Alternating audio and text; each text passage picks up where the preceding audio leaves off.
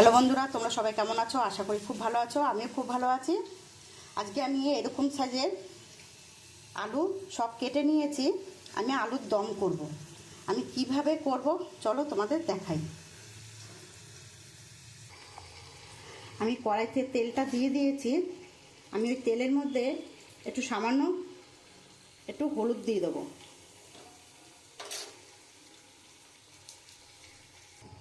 আমি তেলের মধ্যে হলুদ দিয়ে দিয়েছি। এবার আলুগুলো আমি একটু ভেজে নেব, একটু লাল লাল করে আমি ভেজে নেব।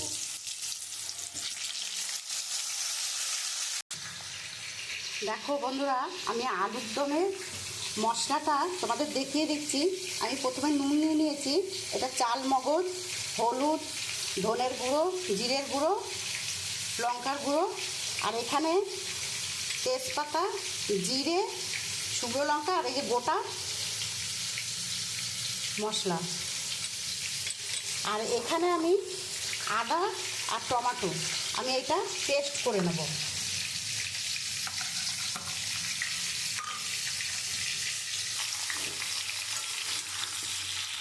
আলুর দমটা একটু ভাজা ভাজা করে নেব।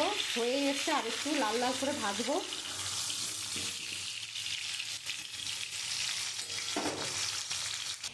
আমি চাল মগজটা একটু শিলে বেটে নেব। দেখো বন্ধুরা, আমার আলুর দম তো আলু ভেজে নিয়েছি। এবার আমি তুলে নেব। আলুর দমের আলুগুলো খুব সুন্দর করে একটু লাল লাল করে ভেজে নিয়েছি। আমি ওই তেলের মধ্যে আমি তেজপাতা, শুকনো লঙ্কা, গোটা গরম মশলা আর জিরে আমি ফোড়ন দিয়ে দেবো।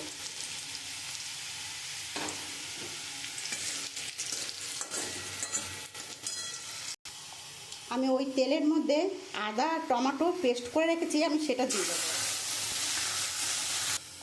আমি ওর মধ্যে এক এক করে পরিমাণ মতন আমি সব মশলা দিয়ে নেব। আমি একটু নুন দিয়ে দেবো পরিমাণ মতন।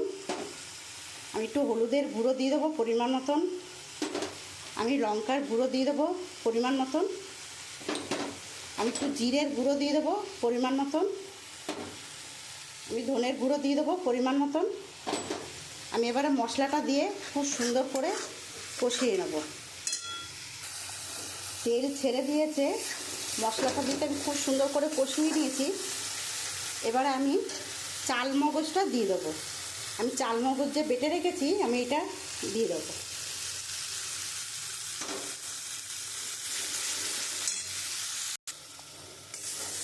আমি চাল মগজ দিয়ে খুব সুন্দর করে কষিয়ে নিয়েছি। এবার আমি আলুগুলো দিয়ে দেবো। আমি ভেজে রেখেছি এই আলুটা। এই আলু দিয়ে আমি খুব ভালো করে কষিয়ে নেব। দেখো বন্ধুরা, তেল ছেড়ে দিয়েছে। এবার আমি পরিমাণ মতন জল দিয়ে দেবো। চাল মগজটা দিয়েছি, খুব সুন্দর একটা গন্ধ বেরিয়েছে। আমি এবারে জল দিয়ে দেবো। আমি পরিমাণ মতন জল দিয়ে দিয়েছি।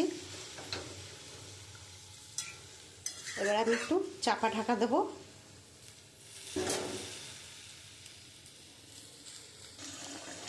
দেখো বন্ধুরা, আমার এটা হয়েই এসছে, একদম আলু গলে গেছে। আমি নামিয়ে দেবো। আর একটু হবে।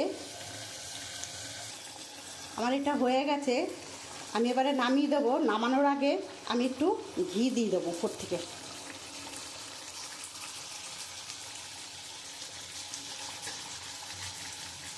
ঘির গন্ধটা খুব সুন্দর আসছে।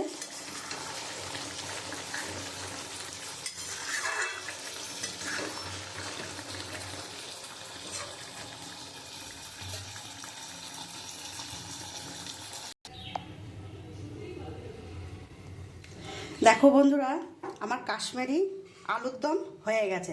একদম নিরামিষ, খিচুড়ির সাথে বা লুচির সাথে, পরোটার সাথে খেতে খুবই ভালো লাগে। আর আমার এই আলুর দমটা তোমাদের কেমন লাগলো তোমরা কমেন্ট করে বলবে। আর যদি ভালো লাগে এই রান্নাটা, তাহলে তোমরা একটা লাইক, কমেন্ট, শেয়ার করে দিও, একটা সাবস্ক্রাইব করে দিও। আর তোমরাও এরকমভাবে আলুর দম নিরামিষ বাড়িতে করে খেয়েও খুব ভালো লাগবে।